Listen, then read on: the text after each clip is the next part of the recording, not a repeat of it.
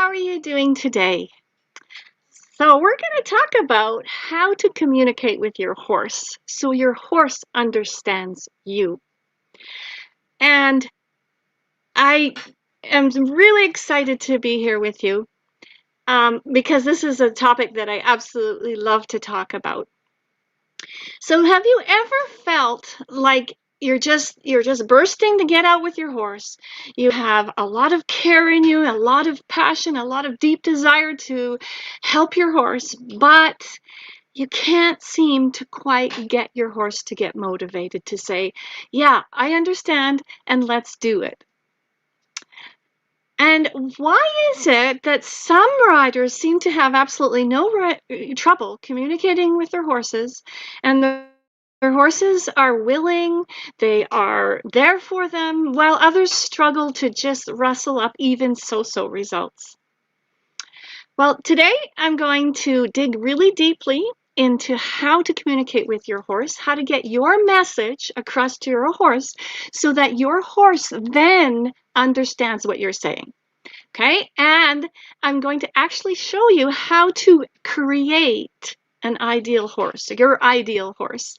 So this is a whole different level, right? Where you're actually creating a horse that's wanting to communicate with you. So this training is for you if you are scared or you're not sure if you're doing it right. Maybe you're genuinely committed to your horse, yes, and you want to feel free, you want to feel light, you want to feel happy and dance with your horse together. And you need help just a little bit with the communication, maybe the confidence and the riding part. Or if you're someone who feels like they're going always looking for that something special, but they haven't been able to find it yet. So this is for you. So hi, my name is Chris Adderson, and I'm the founder of forthehorse.com. If you're coming on live, let me know where you're coming from. Feel free, please, to put in notes. I already see Connie. Hello from Kansas. You know the routine, right? Great to see you here. Put notes in for me below so I can find out what you are struggling with and how I can help you best. And it also helps me to determine what my content is going to be for these next trainings. And also, if you're on the replay too, feel free to put in notes, questions, interact, because I do come in after and we can chat even after the live is finished. All right, so the first thing, I'm going to ask you a question that's a little bit kind of weird, but I want you to answer it anyway, okay? And it's a question that I've taken from our program because oftentimes I see riders who absolutely love their horses. They have a huge love for their horse and a deep, honest love for their horse. And they do so much for their horses, but they're still overwhelmed and they don't know what to do. So this is my question.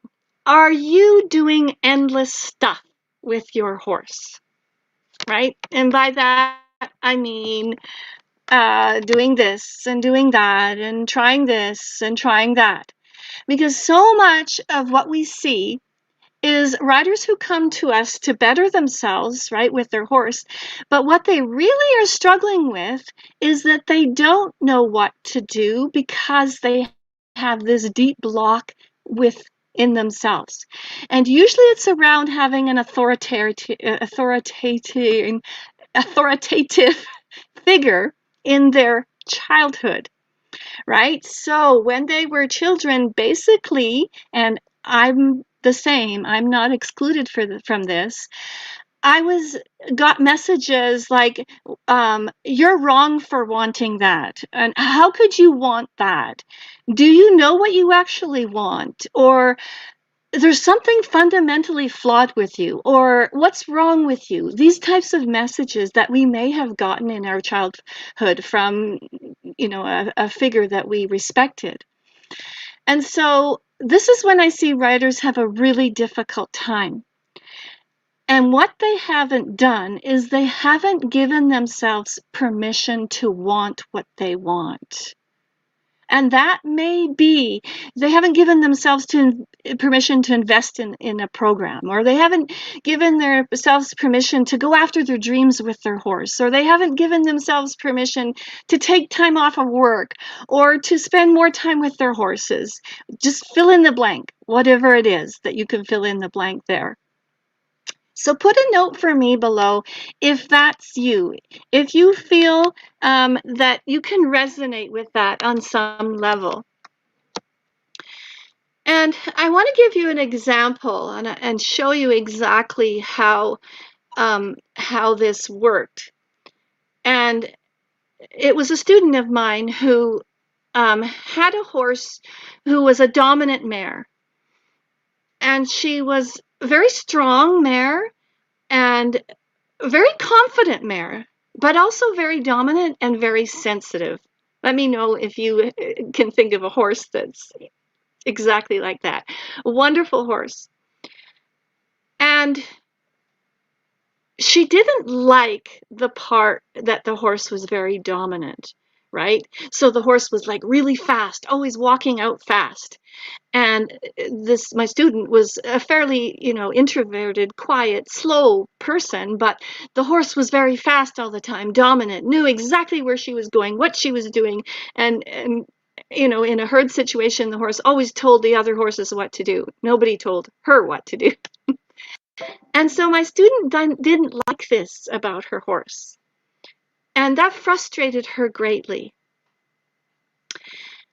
And so what I saw in this rider, and what I also see in other riders, is that she hadn't given herself permission to truly accept who her horse was. Okay?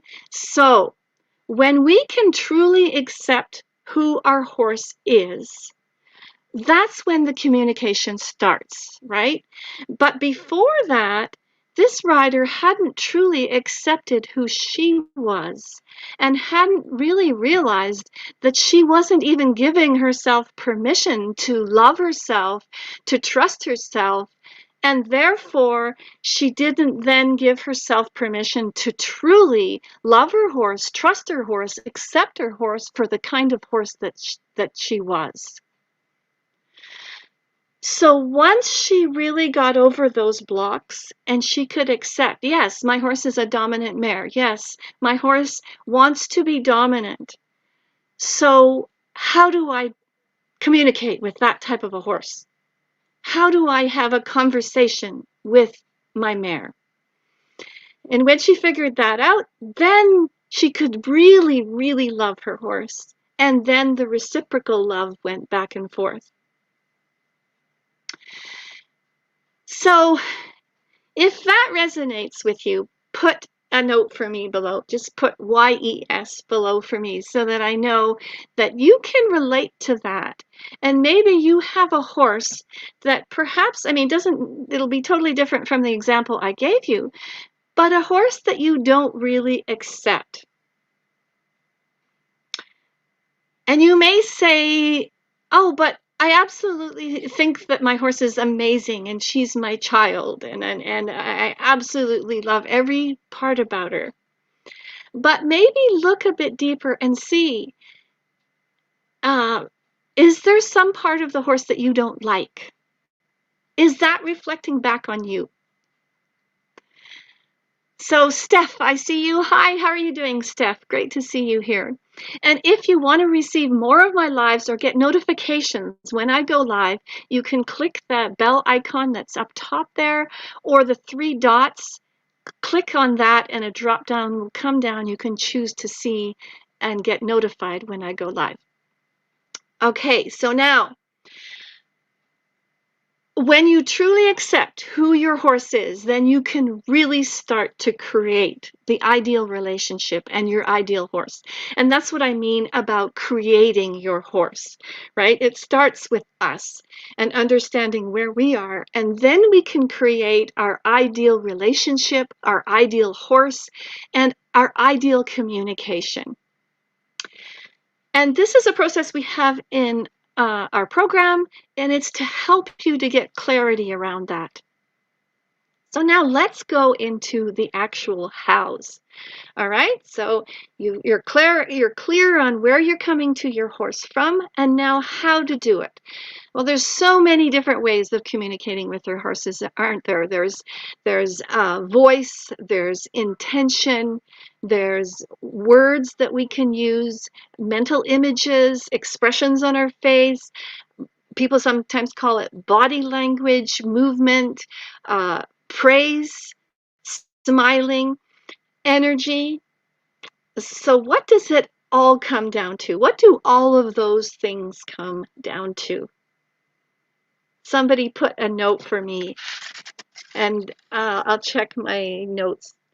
Somebody tell me, what does that come down to? All of those things. What is the basis? Oops. The basis is energy, right? It's all energy. Okay, so how we voice ourselves is energy. The horses pick up that. Our intention behind what we're doing is all energy, and our horses know that, don't they? Very clearly what our intention is. Our words have impact, don't they? They have power. So the words that we choose to use, our mental images that we choose to use. And this actually reminds me of a live that I've done previously, which is on how you prepare to get out to go to ride your horse. So you can look back in my lives to find that live on how you can prepare yourself to be there for your horse when you go out. Expressions on our face are all just energy, which our horses pick up on. And so with this energy, we need to have clarity, don't we? And we need to know how the energy then gets reflected into our movement, into how we move, and how that energy attunes our whole entire body. Okay, so there are two things that on the how end of things, how you're going to do it. Number one, I already talked about, which is to accept who your horse really is. And I want to ask you a question here. Have you ever had someone who really didn't believe in you? Right? And it may have been from your childhood, like we talked about before, but even right now, do you know of someone who doesn't believe in you? Does that person make you feel good? Or does that person make you want to be with them? Well, the horses are the same. The horses feel when you maybe don't like some part of them or don't like it, or you haven't accepted some part of them, they feel that, and they feel how you are being with them at that moment in time. All right. Number two is the conversation that you have with your horse. Okay, so I like to have like a running dialogue between my horse. Sometimes I use words, most of the time not. It's mostly my mind, my emotions, and my body movement. Okay, so when I have this dialogue with my horse, like this running that goes back and forth between us, what's in my mind, the words that are in my mind, then go through into my body, right? Which then goes through into the horse's body, which also then goes through into the horse's mind and the horse's emotions, right? So that's the connection. That's the connection that we're talking about. And I want to just give you an example here. The other day, I was working with my horse, CJ, and some of you have seen some photos and videos of her. And we were doing Liberty in the indoor. And right now, there's some logging going on, fairly close to us, not real close, but it's noisy. It's noisier than usual. And she was very distracted, right? Because there was banging and crashing and branches breaking and things like this. And so she was very distracted, more so than usual. Her nature is to be easily distracted because that's how she is in her herd situation in nature, right? Out of all her herd mates, she's the one who is looking out always into the fields and everything that's going on. She knows first when there's a change in her environment. Okay, so we were doing Liberty in the indoor with all this racket going on with the logging. And she was distracted. So it was more of a distraction than usual, right? And so when I was doing Liberty, I had to be very focused on what our conversation was. So I want to just give you an example here of what it was like. So she would be, say, at Liberty at a trot in a circle around me. She would hear a noise, get completely distracted, and go to run to the door to look out at what the noise was. I hear that, and I say to her, not verbally, but with my body, my movement, I say, it's okay. I understand there's a noise there today that's not usual, and you're alarmed by it. But how about if we just continue moving on forward, right? How about if we do this? And she's like, no, I got to pay attention to the noise. All right, we're going to just move a little bit more forward. I will come closer to you. I will hold you here and let's go. Okay, let's go. Oh, what happened? I got distracted. I didn't realize I was distracted, but you're there for me. Okay, everything's fine. We're circling on the circle again at the trot. And then something comes up. Oh, I hear another noise. And I'm going to all of a sudden change direction, go the other way. So when you understand the reason why these things are happening, right? She's just responding to her nature and the way she is, but we're in a conversation and I'm saying, okay, I understand. I'm holding you here. I know that you're upset and worried about that, but we're just going to keep moving. It doesn't matter that you necessarily change direction in this instance, right? But we're just going to keep moving. You will find comfort in moving. And if you want to move on your preferred side right now, that's okay. I understand. Let's do that until you feel a bit better. Okay, you feeling better? Let's try and go to your not preferred side where it's more challenging, where when you hear a noise, you might go, look left, but no, we're not going that direction. Right? So that's what I mean about the conversation between the two of us. And that way your horse understands.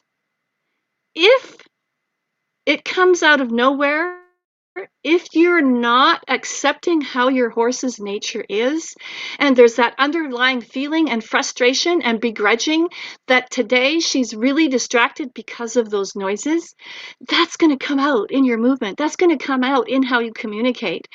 And then that's going to be received. She's not going to be held in the place that she is by you. She's going to be alarmed even more and then conclude that you're not there for her when she really needs you to be there for her.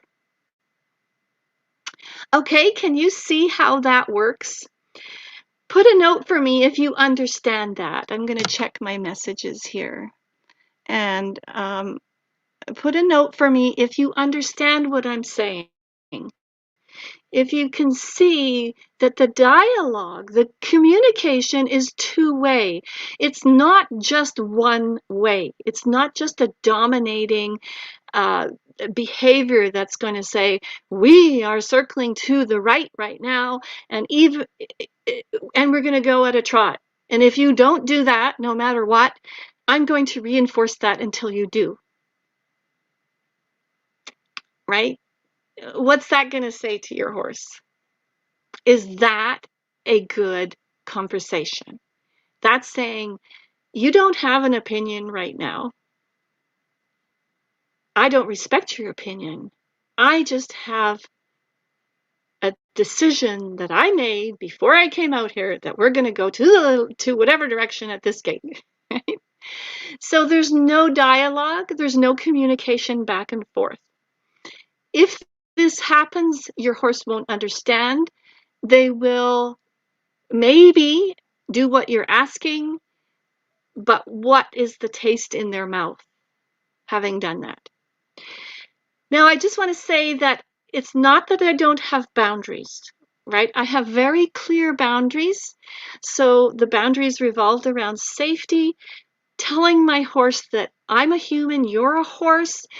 You have to be careful around me because I'm more fragile than you are, right? And horses can understand that. You don't come into my space, these types of things. So there are very clear boundaries. But each situation is different. And I like my horses to talk to me. I've set it up that way from the very beginning. They always know that I will listen and I will hear, number one, and I will listen to what they say, number two, and then I will hold them where they're at and I will help them out. And that's what communication is all about, isn't it? That's what conversation is all about. So let me know if that resonated with you. Um, and it's been great to have you here. If you would like help with these types of things with your horse, then there will be a link somewhere around this video. You can click on that link and it'll take you to a schedule page where you can book a call with one of us in my program. And we will chat to you, see if we can help you with your horse and where you're at with your horse. So thanks so much for being here. It's great to have you. I hope that this helps you to see how the dialogue can happen between your horse and the different levels of dialogue and the different areas and the different considerations that need to be taken. Okay, thanks so much for being here. It's great to have you, and I will see you next time. Bye for now.